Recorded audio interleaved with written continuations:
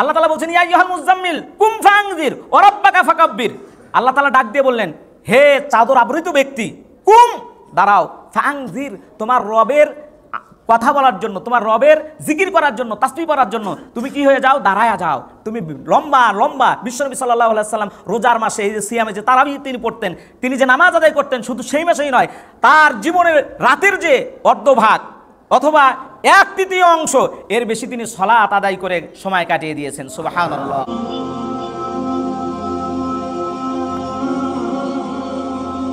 আসসালামু আলাইকুম ওয়া রাহমাতুল্লাহি ওয়া বারাকাতুহু।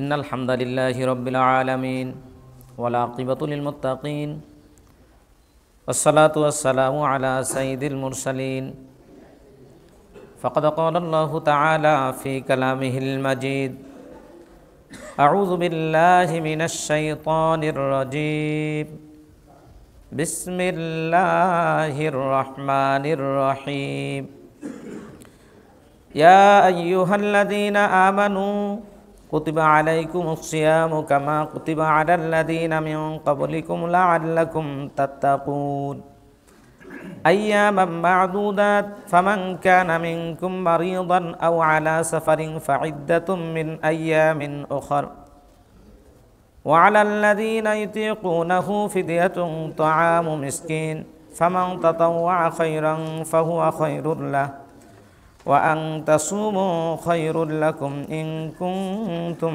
تعلمون صدق الله العظيم وصدق في شان رسوله نبي الكريم نحن على ذلك من الشاهدين والشاكرين। সম্মানিত অত্র মসজিদের দিনী ভাইরা, আল্লাহ পাকের শুকরিয়া যেই মহান মনিব পবিত্র রমাদানুল মোবারক মাসের প্রথম জুম্মায় 6 রমাদানে মসজিদে এসে আমাদেরকে বসবার তৌফিক দান করলেন জুম্মার নামাজ আদায়ের জন্য, সেই মনিবের শুকরিয়া আদায় করছি। সকলে বলছি আলহামদুলিল্লাহ। সমস্ত কণ্ঠ উজাড় করে আবারও শুকরিয়া তান বলছি আলহামদুলিল্লাহ। রব্বানা লাকাল হামদ হামদান কাসীরান মুবারাকান তাইয়িবান ফীহি লিজালালি ওয়াজহিকা ওয়া আযীমি সুলতানিক।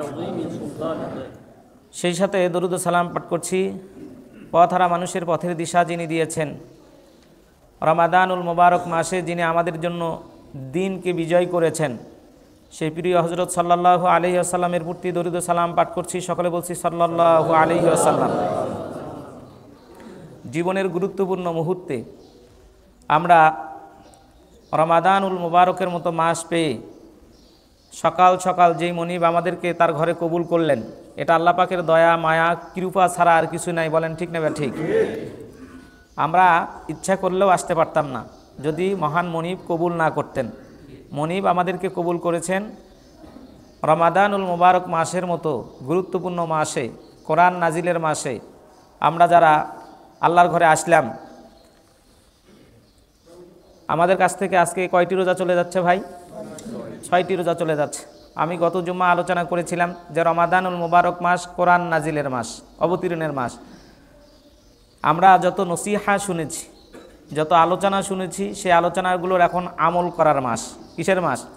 যেহেতু আমি আমার ভাষায় অনেক সময় বলি রমাদানুল মোবারক মাস এমন একটি ট্রেনিংয়ের মাস, যেই ট্রেনিং আমাদের দেশের যে বাহিনীগুলো গ্রহণ করেন তার চেয়েও মুমিনদের জন্য রমাদানুল মোবারকটা একটা উত্তম ট্রেনিংয়ের মাস। সুবহানাল্লাহ। তার কারণ একজন মুসলমান হিসেবে রমাদানুল মোবারক মাসে আমরা যে প্রশিক্ষণ দিই, এই প্রশিক্ষণে মহান আল্লাহ তাআলা যদি আমাদেরকে অনুগ্রহ না করতেন, তাহলে এভাবে রমাদানুল মোবারকের সিয়াম পালন করা, কোরআন তেলাওয়াত দীর্ঘ সময় দাঁড়ায় শোনা আমাদের পক্ষে সম্ভব ছিল কখনোই সম্ভব ছিল না। এই যে দেখেন আমরা ইফতার করি কার হুকুমে? আল্লাহর হুকুমে, আল্লাহর অর্ডার ফলো করি। আল্লাহ তাআলার নির্দেশ না হওয়া পর্যন্ত এক মুহূর্ত আগেও একজন মুমিন, একজন রোজাদার, একজন সিয়াম পালনকারী এক ঢোক পানি তো দূরের কথা, এক চিমটি লবণও, এক চিমটি নুনও মুখে দেয় না। বলেন ঠিক না? ঠিক। আচ্ছা ভাই, এই রোজার মাসে এই ভয়টা কার? একটু আসতে বললেন যে আল্লাহর ভয় নিয়ে আল্লাহর হুকুম না পাওয়া পর্যন্ত আপনি এক ঢোক পানিও গেলেন না, তাহলে রমাদানের মুবারকের এই সিয়াম যদি আমরা এত সুন্দর করে পালন করি, অন্য ইবাদতগুলো, অন্য ফরজিয়াতগুলোর ব্যাপারে এরকম তাকওয়া, এরকম ভয় আমাদের অন্তরের ভিতরে আছে কি?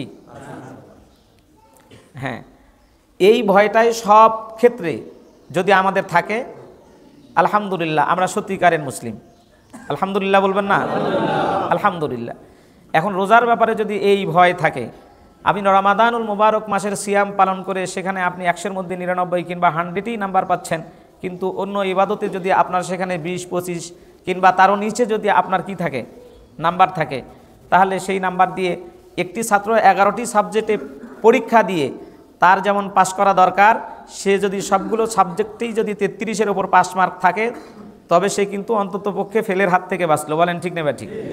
এই ফেলের হাত থেকে বেঁচে এই ব্যক্তি তখন অন্তত পক্ষে তার ইজ্জতটা রক্ষা করে সে বলতে পারবে যে আমি পাস, আমি কি।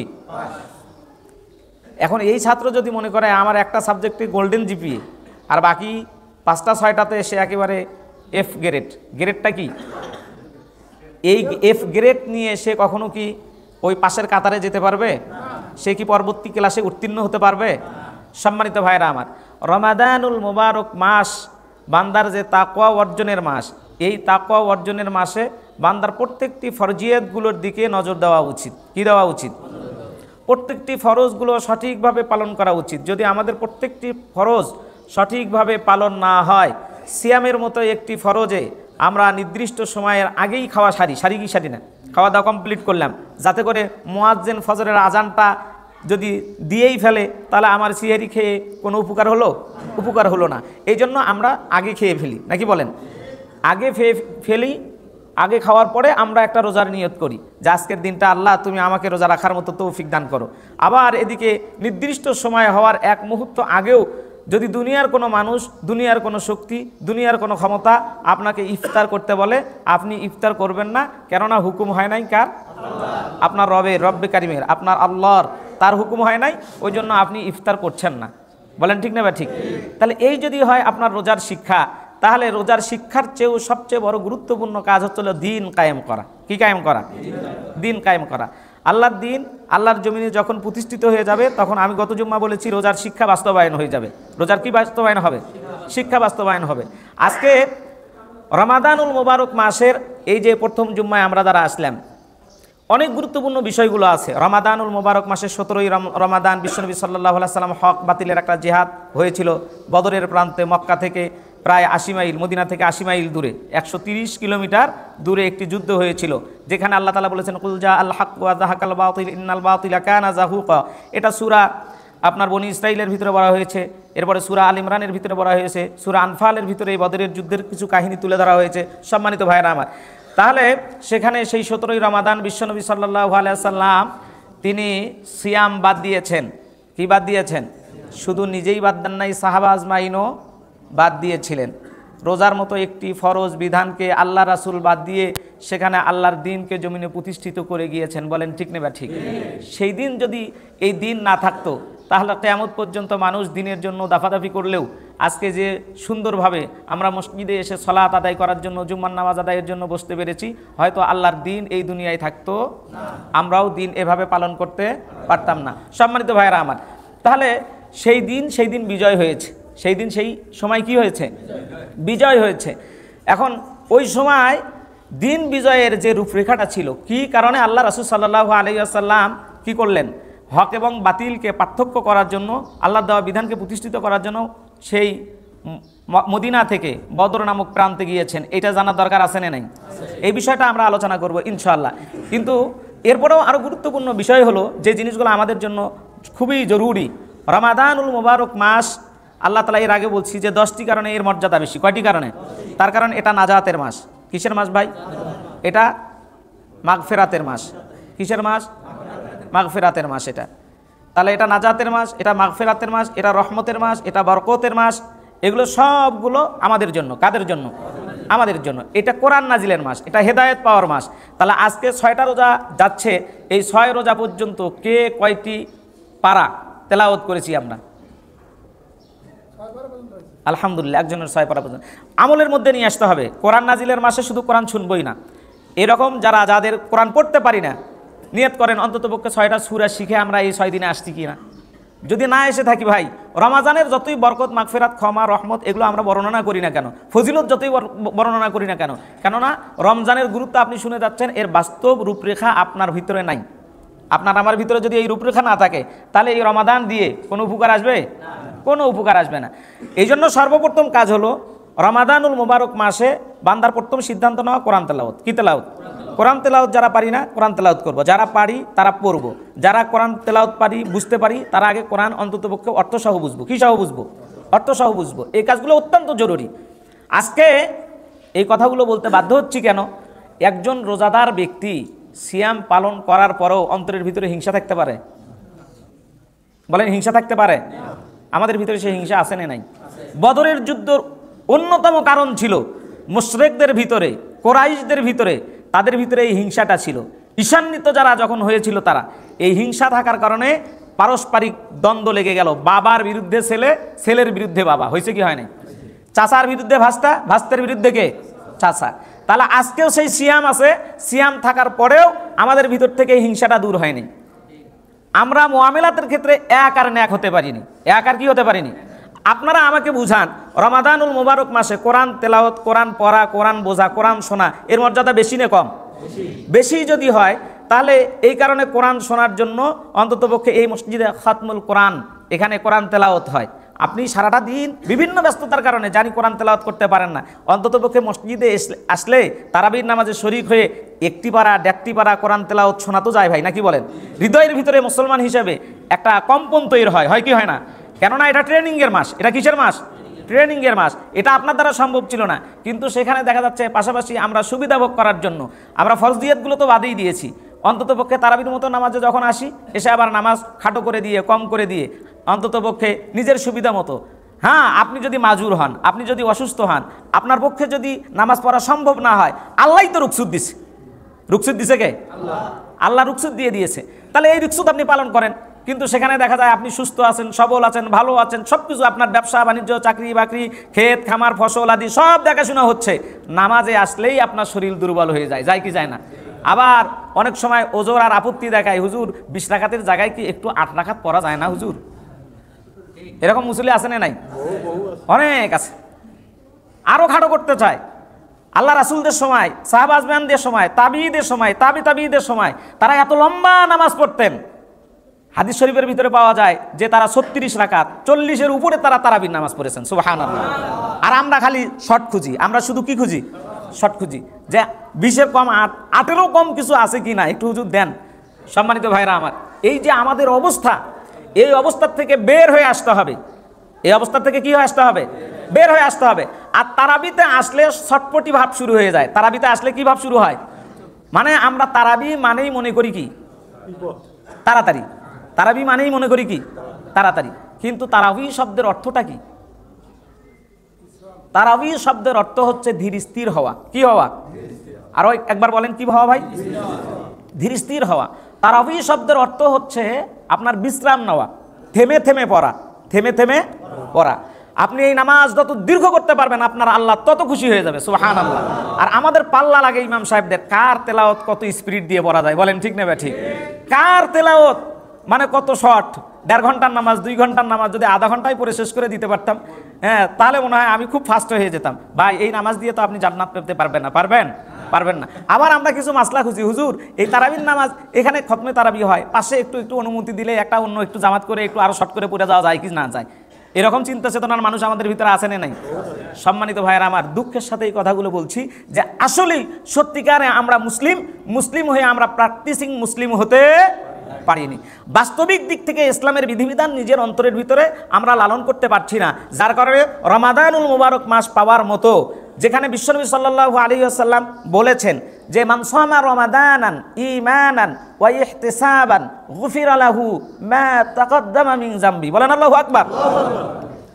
মান, যে বা যারা, সামা ঈমানান, এই মান সামা রমাদানান, যে বা যারা রমাদানুল মুবারক পাইল। এই সিয়ামের মাস আমরা পাইছি কি পাইনি ভাই? এই সিয়ামের মাস পাওয়ার পর যে ব্যক্তি ঈমানান, ঈমানের সাথে, ওয়া ইহতিসাবান, ইহতিসাবের সাথে রমাদানুল মুবারক পালন করলো, গুফিরা লাহু মা তাকাদ্দামা মিন যামবি। আল্লাহর রাসূল বলেন ঈমান আর ইহতিসাবের সাথে আমার কোন উম্মাহ যদি রমজানের সিয়াম পালন করে আল্লাহ তার পিছনের জিন্দেগীর সব গুনাহগুলো মাফ করে দেন। আরো আসতে বলেন সুবহানাল্লাহ। এখন ঈমানটা বুঝলাম যে মামানিল ঈমান, ঈমানটা কি? যে ঈমান হচ্ছে বিশ্বাস। ঈমানটা হলো কি? বিশ্বাস। আল্লাহর প্রতি বিশ্বাস, ফেরেশতার প্রতি বিশ্বাস, আখিরাতের প্রতি বিশ্বাস, পরকালের প্রতি বিশ্বাস, কিতাবের প্রতি বিশ্বাস, এটা হলো ঈমান। এটা হলো কি? ঈমান। কিন্তু ইহতিসাবটা কি? ইহতিসাব মাথার মধ্যে কিন্তু ঢোকে নাই। ইহতিসাব হলো হিসাব করে, হিসাব নিকাশ করা। আপনি সাইমুন, আমি রোজাদার, আপনি রোজার ব্যাপারে যতটা গুরুত্ব দিয়ে আপনি হিসাব করে সিয়াম পালন করছেন, কিন্তু রোজার ব্যাপারে আপনি এরকম গুরুত্ব দিয়ে সিয়াম পালন করলেন, জোহরের সালাতের ব্যাপারে ওই হিসাব আপনার আছে না নাই? আছে। রোজাদার যদি আপনি জামাতের সাথে নামাজ আদায় করেন, জামাতের সাথে নামাজ আদায় করলেন, 1 রাকাত নামাজ আদায় করলে জামাতের 27 রাকাত নামাজের সওয়াব। আরো একটু আসতে বলেন সুবহানাল্লাহ। তাহলে এইটা জানার পরেও জামাত মিস হয়েছে কি হয় নাই? চিন্তা করেন, এইটাকে বিশ্বনবী সাল্লাল্লাহু আলাইহি সাল্লাম রমাদানুল মুবারকে এতটা সওয়াব বাড়ায়া দিয়েছেন যে একটা ফরজ সালাতের গুরুত্ব, 1 রাকাত জামাতে আদায় করবেন 27 রাকাত, 4 রাকাত আদায় করলে তাহলে 4 7 কত হলো? হ্যাঁ না, আপনারা হিসাব তো 27 দুগুণ 54, এখন 54টা উল্টান কত হচ্ছে? 108। 108 রাকাত নামাজের সওয়াব পাচ্ছেন 4 রাকাত জোহরের সালাতে। কোন ব্যক্তি জামাত মিস করার পর এরকম কি করেছেন যে আজকে আমি জামাতের সাথে নামাজ আদায় করার কারণে 108 রাকাত নামাজের সওয়াব পাইলাম, আজকের জামাতটা মিস হওয়ার পর হিসাব করে 108 রাকাত নামাজ আজকে আমি পড়ছি? হ্যাঁ, আপনি নামাজের গুরুত্ব বোঝেন নাই। যেই দিন থেকে মুসলমানের অন্তরের ভিতরে এই গুরুত্ব আসবে, সেই দিন মুসলমান অন্ততপক্ষে রোজার মাসে রোজা যেমন হিসাব করে করছে, জামাতের হিসাব যদি এইভাবে করে তবে হবে ইহতিসাব। সুবহানাল্লাহ জোরে হলো না? তবে হবে কি? সিদ্ধান্ত এরকম নেন, আমার কাছ থেকে জোহরের সালাত ছুটে গেল 4 রাকাত, আমার কাছ থেকে 108 রাকাত নামাজ মিস হয়ে গেল, তাহলে আমি তো যখন একাকি নামাজ পড়লাম 1 রাকাত নামাজে 1 রাকাতের সওয়াব পাইলাম, 2 রাকাত নামাজে 2 রাকাতের সওয়াব পাইলাম, 3 রাকাত নামাজে 3 রাকাতের সওয়াব পাইলাম, 4 রাকাত নামাজে 4 রাকাত সওয়াব পাইলাম। তার মানে 108 রাকাতের জায়গায় আমি 4 রাকাতের সওয়াব হলো, এখনো আমার 104 রাকাত বাকি। কয় রাকাত বাকি? এই ফিকির যখন সাহাবীদের ভিতরে আসছিল, কাদের ভিতরে? সাহাবীদের ভিতরে এই ফিকির এসেছে যে আমি তো নামাজ মিস করেছি। ওই সাহাবী তখন নামাজ পড়তেই ছিল। যখন 27 দুগুণ 54 রাকাত নামাজ, 2 রাকাত ফজরের কারণে 54 রাকাত নামাজ যখন পড়লো, তখন শয়তানও আগে উঠায়া দেয়। তার কারণ এই 54 রাকাত নামাজ পড়ার পর আল্লাহর কাছে তারা ধর্ণা ধরছে এইভাবে, আল্লাহ এই 54 রাকাত ফরজ নামাজ পড়ার পরও আমি কি ওই ফরজের গুরুত্ব, জামাতের গুরুত্ব, যে নামাজের আপনি হুকুম দিয়েছেন সেই সওয়াব তো আমি পাইনি। সে কাঁদতে অস্থির যখন হয়ে গিয়েছে, তখন শয়তান ভাবছে এ তো আল্লাহর কাছ থেকে মাপ পাইছে, উল্টা আবার মানে ডোনেট সওয়াব কিছু পেয়ে গেছে। সুবহানাল্লাহ। কথা বুঝতে পারছেন ভাই? কিন্তু আমরা এভাবে রমজানে ইহতিসাব করে আমরা রোজা পালন করি, কিন্তু জামাতের মতো নামাজের গুরুত্ব আমাদের নাই। আছে নাকি? অনেক সময় মনে করে যে না জামাত হয়ে গেছে, এখন ওক্ত তো আছে, পরবর্তীতেও হালুবালু করে মানে খুব দৌড়াদৌড়ি তাড়াহুড়ো করে ওযু করে এসে 4 রাকাত ফরজ নামাজ পড়ে নেয়, নাই কি নাই না? আবার সুন্নতগুলোর গুরুত্ব নাই। অথচ বিশ্বনবী সাল্লাল্লাহু আলাইহি সাল্লাম বলেছেন রমাদানুল মুবারক মাসে কোনো ব্যক্তি যদি একটা ফরজ আদায় করে অন্য মাসে ৭৪টা ফরজের সমতুল্য। এখন আরো গুণ লাগান, আগের মাসে আপনি নামাজ পড়ছেন ফরজে, তাহলে 4 রাকাতে 100 কয় রাকাত? 108কে যদি একটা ফরজ ৭৪টা ফরজের সমতুল্য হয়, তাহলে এই ফরজের সমতুল্য হলে 108 গুণন ৭৪ দিলে কত হয়? ক্যালকুলেটর লাগবে, হিসাবেই পাবেন না আপনি। বলেন ঠিক না ঠিক? তাহলে এই ওয়াজ শোনার পর কোন মুসলমানের হৃদয়ে কি এইরকম ভুল থাকতে পারে যে না আজকে থেকে অন্ততপক্ষে জামাত ত্যাগ করব না? বলেন ঠিক না ঠিক? জামাত ত্যাগ করা যাবে ভাই? না, জামাত আর ত্যাগ করা যাবে না। এই জন্য একজন মুমিন সবসময়, এর আগেও আপনাদেরকে তো বারবার বলেছি যে একটা মানুষের, একজন মুমিনের, একজন মুসলিমের দিলটা যদি মসজিদের সাথে লাগানো থাকে, তাহলে আপনি কিয়ামতের ময়দানে আল্লাহর আরশের নিচে জায়গা পাবেন। সুবহানাল্লাহ। এখন ওই গুরুত্ব দিয়ে বিষয়গুলো আমরা না বোঝার কারণে আজকে কিন্তু রমাদানুল মুবারক আমাদের কাছে আসছে চলে যাচ্ছে। আমরা তারাবিতে যত গুরুত্ব দেই, এখন আপনাদের কাছে প্রশ্ন, বলেন তারাবি ফরজ, নফল, ওয়াজিব না সুন্নাহ? তারাবিটা হলো সুন্নাহ। আপনি তারাবির নামাজ আদায় করবেন, সুন্নাহ আদায় হয়ে গেল। তাহলে এই সুন্নতকে গুরুত্ব দিয়ে জামাতের সাথে কিন্তু আদায় করছি। সুন্নতকে গুরুত্ব দিয়ে কিসের সাথে আদায় করছি? জামাতের সাথে। বলেন আদায় হচ্ছে কি হচ্ছে না? এই মসজিদে না হলো ওই মসজিদে, মানে ওখানে একটু কম পাওয়া যায় তো, মানে যেহেতু ওখানে তাড়াতাড়ি হয় এবং দেখা যাচ্ছে যে সুন্নাহ ভিত্তিক পড়তে গেলেও আপনারা যদি ফরজ এই নামাজ যদি ঠিক মতো আদায় করেন, তাহলে এই একটা দৃশ্যই যদি আল্লাহ কিয়ামতের ময়দানে তোলে, বান্দা তুমি খতমুল কোরআন শোনার জন্য, সুন্নত নামাজ পড়ার জন্য তারাবির জামাতে শরীক হইছো, রেগুলার 30 দিন বা 29 দিন, 1 মাস রমজানে উপস্থিত ছিলা, কিন্তু তোমার জোহর খুললাম, আসর খুললাম, মাগরিব খুললাম, ফজর খুললাম, অন্য নামাজগুলো খুলেও দেখলাম, এমনকি আপনি তারাবির জামাতে যখন আপনি আসতেন, আসার পরে সেখানে দেখা গেল আপনার তারাবির 4 রাকাত যে এখানে এশার ফরজ নামাজ আছে না নাই, এই এশার 4 রাকাত ফরজ নামাজও জামাতে হয় নাই। কিসে হয় নাই? ফরজটা জামাতে হলো না, সুন্নতটা কোথায় হয়েছে? জামাতে হইল। এইটার দৃশ্য যদি আল্লাহ কিয়ামতের ময়দানে তুলে ধরেন যে বান্দা সুন্নতের জামাত তুমি মিস করো নাই, কিন্তু ফরজ নামাজের জামাতটা মিস করলে কেন, এর হিসাবটা আমারে দাও তো, দিয়ে তুমি এখন জান্নাতে যাবে না জাহান্নামে যাবে, একটা ফয়সালা করো। তখন সেই যদি আমরা যদি খাতার যদি ওই চ্যাপ্টারটা খুলি, তাহলে এখন আপনারা আমাকে সাক্ষ্য দেন, আপনারা নিজেরা বলেন আমরা জান্নাতি না জাহান্নামী? কেননা ফরজের গুরুত্ব ওখানে কম ছিল। বলেন ঠিক না বা ঠিক? এই জন্য আজকের এই আলোচনা শোনার পর সিদ্ধান্ত নেন ভাই, আমরা রোজার বেলায় যেমন 100 পেতে চাই, অন্য অন্য ইবাদতের বেলাও ঠিক এই রকমই পাই নাকি? এই রকমই যেন আল্লাহ তাআলা আমাদের সেগুলোর ব্যাপারে গুরুত্ব দেওয়ার তৌফিক দান করে, আমরা বলি আল্লাহুম্মা আমিন। এই জন্য রোজাদারদের রোজাগুলোর যে কি গুরুত্ব, বিশ্বনবী সাল্লাল্লাহু আলাইহি সাল্লামের গুরুত্ব বর্ণনা করে তো শেষ করা যাবে না ভাই তার কথাগুলো। আল্লাহ রাসূল সাল্লাল্লাহু আলাইহি সাল্লাম রমাদানুল মুবারক মাসটাকে এমনভাবে গ্রহণ করেছেন, আমরা তো রমাদানকে ইবাদতের মাস হিসেবে গণ্যই করতে পারিনি। আল্লাহ রাসূল সাল্লাল্লাহু আলাইহি সাল্লাম রমাদানকে এমনভাবে গ্রহণ করেছেন, পাক বন্ধ করে দিয়েছেন বাসায়, যার কারণে আল্লাহ রাসূল ইফতার করেছেন খেজুর দিয়ে। কি দিয়ে? আমরা ইফতার করি আইটেম 7টা 8টা 10টা 15টা আইটেম না হলে আমাদের ইফতার হয় না। সিহেরি করেছেন আল্লাহ রাসূল খেজুর দিয়ে। আজকের বিজ্ঞান সেগুলো তো চিন্তা ভাবনা করছে যে এমন একজন ব্যক্তি কেন তিনি খেজুর দিয়ে ইফতার, খেজুর দিয়ে সিহেরি, খেজুর দিয়ে ইফতার, খেজুর দিয়ে সিহেরি করলে উপকারটা কি তা জানেন? রান্না বান্না লাগে না। আপনি ঠিকই তাহাজ্জুদ পড়ছেন, তারাবির নামাজ পড়ছেন, অন্য অন্য সালাতগুলো পড়ছেন, আপনার গিন্নিকে লাগাইয়া দিচ্ছেন, আপনার ছেলের বউ, তারপরে মেয়েকে, বৌমাকে, তাদেরকে লাগাইয়া দিচ্ছেন পাক করো, 7 8 10 আইটেমের পাক করো, মানে তাদের নামাজ লাগবে না। আপনি যে নামাজি, আপনি যে রোজাদার, আপনার ইফতার করতে হবে 8টা 10টা আইটেম দিয়ে, এই কারণে তাদেরকে পাকে লাগাইয়া দিয়েছেন। আচ্ছা, আপনার যেমন রোজা পালন করা দরকার, তাদের রোজা পালন করা দরকার আছে না নাই?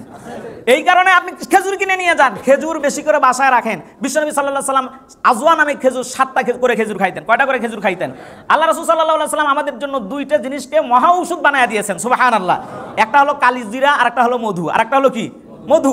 আমরা কালো জিরা আর মধু ঠিক মতো খাইতে পারি না, যার কারণে আমাদের ডায়াবেটিসও দূর হয় না, হয় আমাদের পেটের অসুখও দূর হয় না। আমরা খাইতে খাইতে তো ইফতার পর দেখবেন এমন খাওয়ান দেই, খাওয়ানোর পর আমাদের শরীর হয়ে যায় ক্লান্ত, এখন একটা লম্বা একটু রেস্ট নিতে হবে। অথচ রাসূল সাল্লাল্লাহু আলাইহি সাল্লাম ইফতার করার পর সাহাবা আজমাইনদের ভিতরে প্রতিযোগিতা ছিল কে কত পারা কোরআন তেলাওয়াত করবে, সুবহানাল্লাহ। সম্মানিত ভাইরা আমার, এই জন্য আসুন আমি আপনাদের হাতে ধরি, পায়ে পড়ি, একটু হিসাবটা করেন তো, ইহতিসাবটা করেন তো। মান সামা ঈমানান ওয়া ইহতিসাবান গুফিরা লাহু মা তাকাদ্দামা মিন যামবি। রমজানের সিয়ামটা যদি আপনি ঈমান আর ইহতিসাবের সাথে পালন করেন, তাহলে আপনার তো পিছনের গুনাহ মাফ। সুবহানাল্লাহ বলবেন না? পিছনের সব গুনাহ মাফ। আল্লাহ রাসূলকে জিজ্ঞেস করা হলো, ইয়া রাসূলুল্লাহ, সব গুনাহ মাফ? আল্লাহ রাসূল বললেন, নাম, তোমার জীবনের সব গুনাহ মাফ। সুবহানাল্লাহ। কিন্তু আজকের দিনে ইহতিসাবটা আমরা শিখিনি ভাই। কি শিখিনি? ইহতিসাব শিখিনি। এই জন্য আসুন আমরা অন্তত পক্ষে ইহতিসাব তো একটা হিসাব আপনাদেরকে দিচ্ছি। কয়টা হিসাব? একটা হিসাব। এরকম সব হিসাবগুলো করেন আপনারা। পর্দার ব্যাপারে হিসাব করেন, এরপরে আমানতের ব্যাপারে হিসাব করেন, ব্যবসায়িক লেনদেনের ক্ষেত্রে আপনি হিসাব করেন, কথাবার্তার ক্ষেত্রে আপনি হিসাব করেন। আপনি কথার লাগাম টেনে ধরেন।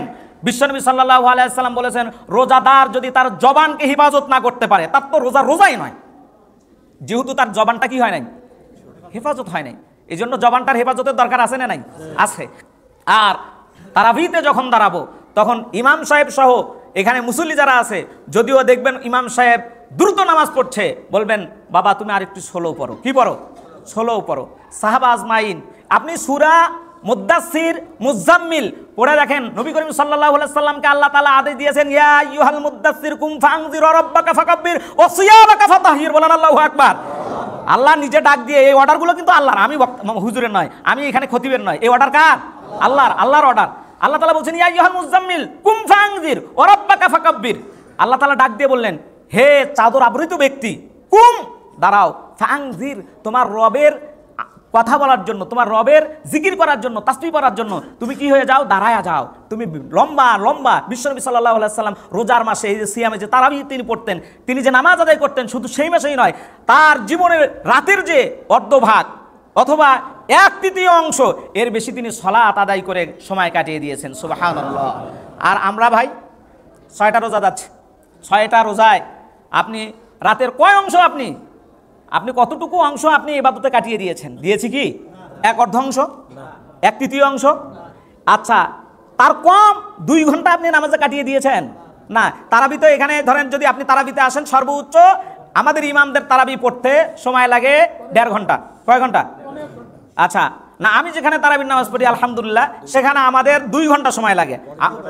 বুঝছে, এখানে 2.5 ঘন্টা। তাহলে এখানে শুধু তারাবি, কিন্তু এরপরে আপনি 2 ঘন্টা আরো তারাবিতে নিজের নামাজে বাড়ায়া দেন, তাহলে কয় ঘন্টা হবে?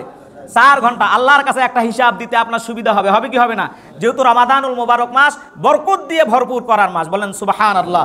সম্মানিত ভাইয়েরা আমার, এই জন্য আসুন, আমাদের হাতে আরো একটি জিনিস এসেছে, সেটা একটা চিঠি এসেছে আমাদের সম্মানিত ডিসি মহোদয়ের কাছ থেকে। সেটা হচ্ছে রমাদানুল মুবারক মাসে আমাদেরকে যে কাজটি করতে হবে সেটা হলো মিতব্যয়ী হতে হবে। কি হতে হবে? একেবারেই ব্যয় কমাতে হবে। কেননা ইন্নাল মুবাযযিরিনা কানু ইখওয়ানা শায়াতিন। আপনি অতিরিক্ত ব্যয় করবেন, আপনি মনে করবেন যে রমজান মাসের তো কোনো হিসাব আল্লাহ নেবে না। অনেকে কিয়াস দেখায়, এরাও মাসালা দেখায় যে রমাদানুল মুবারক মাসের হিসাব আল্লাহর কাছে নাই, এই মাসের হিসাব আল্লাহ নেবেন না। কিন্তু ভাই আল্লাহ তো হিসাব নেবেন না, সেটা ঠিকই আছে। আপনি আল্লাহ কি আপনাকে অঢাল খরচ করতে বলছেন? না। বিশেষ করে 3টে জিনিসে আমাদেরকে, 3টে হলো আমাদের জাতীয় সম্পদ। কয়টা? 3টি। পানি, বিদ্যুৎ, গ্যাস। পানি, বিদ্যুৎ, গ্যাস। আপনারা সকলেই বলেন পানি, বিদ্যুৎ, গ্যাস, এগুলো কি সম্পদ? জাতীয় সম্পদ। এই জাতীয় সম্পদ, পানি নিয়ামত, এটা আল্লাহর নিয়ামত। বিদ্যুৎ, এটাও আমাদের নিয়ামত, পানি থেকে উৎপাদিত হয়। গ্যাস, এটাও প্রাকৃতিকভাবে আল্লাহ তাআলা আমাদেরকে দিয়েছেন। দিয়েছেন কি দেন নাই? দিয়েছেন। এই 3টে জিনিসে, এই জাতীয় সম্পদের হেফাজত করার দায়িত্ব প্রত্যেকটি নাগরিকের ওপর ফরজ। প্রত্যেকটা নাগরিকের ওপর কি?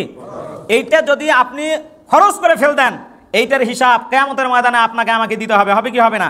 সেইটার উপরে একটি চিঠি এসেছে। বিদ্যুৎ সাশ্রয়ের গুরুত্ব ও বিদ্যুৎ উৎপাদনের চ্যালেঞ্জ আমাদের বাংলাদেশে দেখা গেছে। এই জন্য বিদ্যুৎ, পানি এগুলোর ব্যাপারে আমাদেরকে সচেতন হতে হবে এবং এগুলোতে মিতব্যয়ী হতে হবে। কিছুতেই অপচয় করা।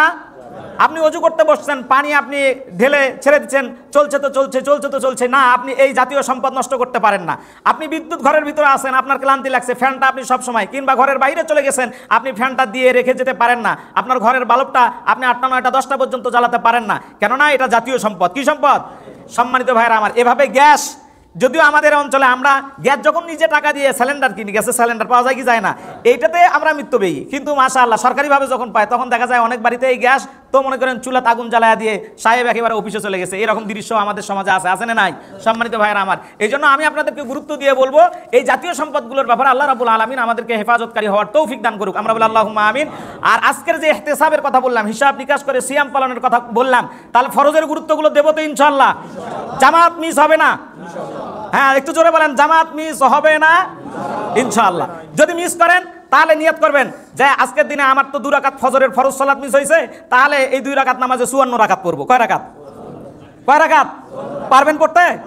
না, পড়বেন। একদিন পড়েন, তাহলে দেখবেন শয়তান যেটা বড়টা ধরছে, উঠতে দেয় না, ওইটাই এমনি দৌড় মারবো, ওইটাই আপনারা জায়গা দিয়ে বলবে যে না তাড়াতাড়ি ফজরের জামাতে যা। কিসের জামাতে যা? ফজরের জামাতা। ওয়া আখিরু দাওয়ানা আলহামদুলিল্লাহি রাব্বিল আলামিন। আসসালামু আলাইকুম ওয়া রাহমাতুল্লাহি ওয়া বারাকাতুহু।